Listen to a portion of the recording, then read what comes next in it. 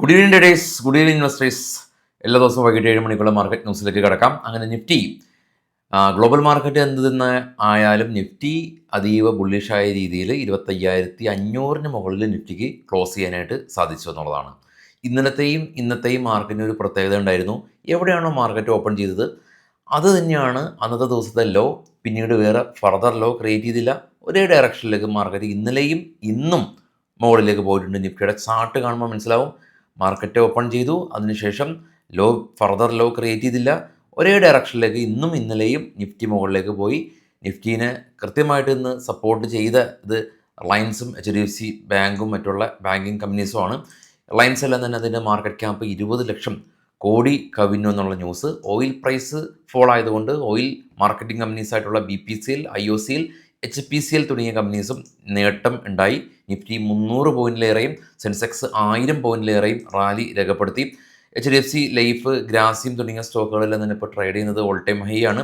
കൂടാതെ തന്നെ copper price surge ചെയ്തുകൊണ്ട് ഹിന്ദുസ്ഥാൻ കോപ്പർ സ്റ്റോക്ക് 5% റാലി.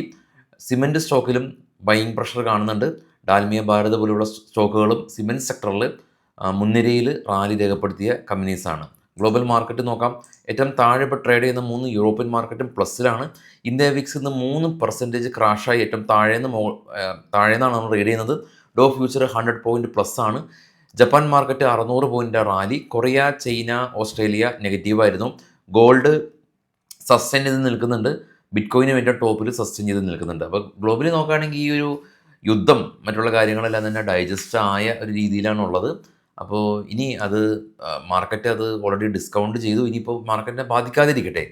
ഇനിയിപ്പോൾ ഇതെല്ലാം കഴിഞ്ഞ് വേണം ട്രംപിന് എന്തെങ്കിലും പറയാനെന്നുള്ള രീതിയിലാണ് വെയിറ്റ് ചെയ്യുന്നത്. അതുകൊണ്ടാകാം യുദ്ധം പരമാവധി നേരത്തെ തീർക്കാനായിട്ട് വ്യഗ്രത കൊണ്ടത് ട്രംപ്. കാരണം ഇന്ത്യയായിട്ടും മറ്റ് രാജ്യങ്ങളായിട്ടുള്ള ട്രേഡ് ഡീല് ഇതുവരെ ധാരണയായിട്ടില്ല. അപ്പോൾ ഇനി അതിലേക്ക് കടക്കും. അപ്പോൾ നിഫ്റ്റി ഇപ്പോൾ അതിൻ്റെ ഓൾ ടൈം ഹൈയിൽ നിന്ന് നിസ്സാര പോയിൻ്റ് മാത്രമാണ് ഉള്ളത്.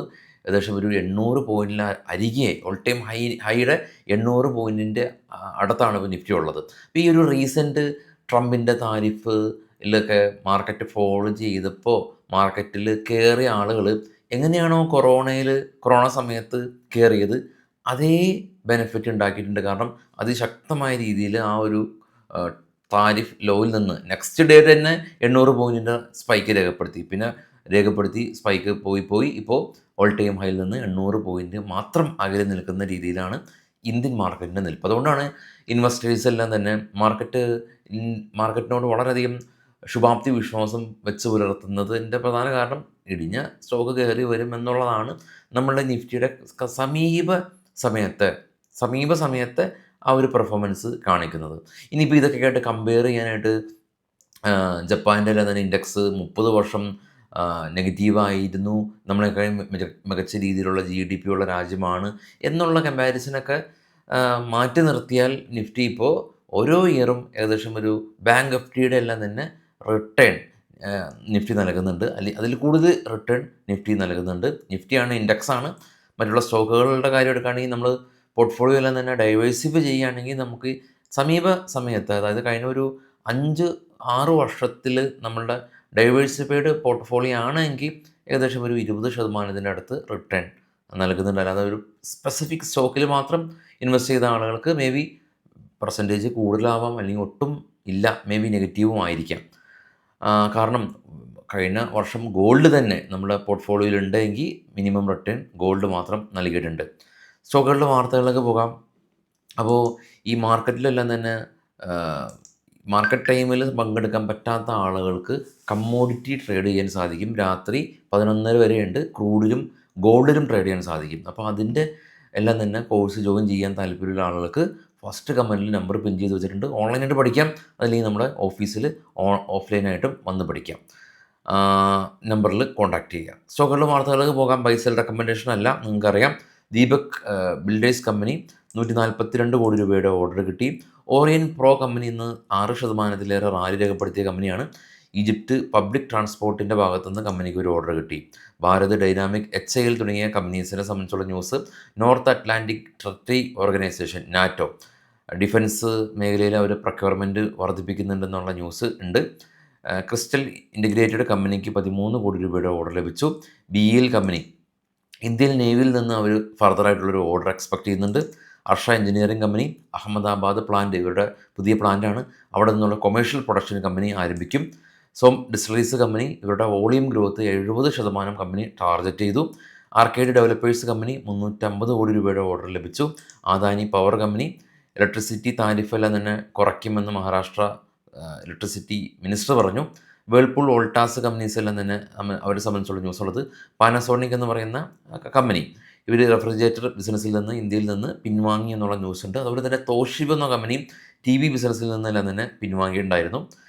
നെസ്ലെ ഇന്ത്യ കമ്പനി 1:1 റേഷ്യോയിൽ ബോണസ് ഇഷ്യൂ ചെയ്യുന്നുണ്ട്. B P C L, IOC, B P companies എല്ലാം തന്നെ നമ്മൾ കണ്ടിരുന്നു ഓയിൽ പ്രൈസ് ഫോൾ ചെയ്തതുകൊണ്ട്.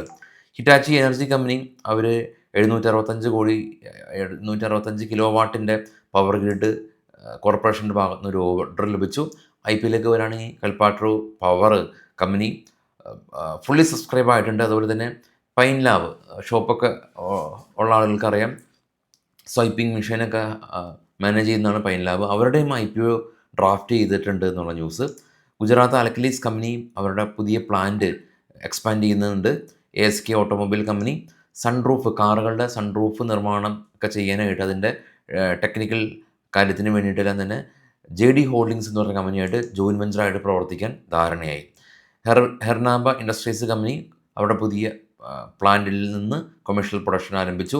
ദീപക് ബിൽഡേഴ്സ് കമ്പനി നമ്മൾ കണ്ടതാണ്. കുമിൻസ് ഇന്ത്യ കമ്പനി അവർ പുതിയ battery energy storage system company ചെയ്യാനായിട്ട് ഉദ്ദേശിക്കുന്നുണ്ടെന്നുള്ള ന്യൂസാണ് ഇപ്പോൾ ഉള്ളത്.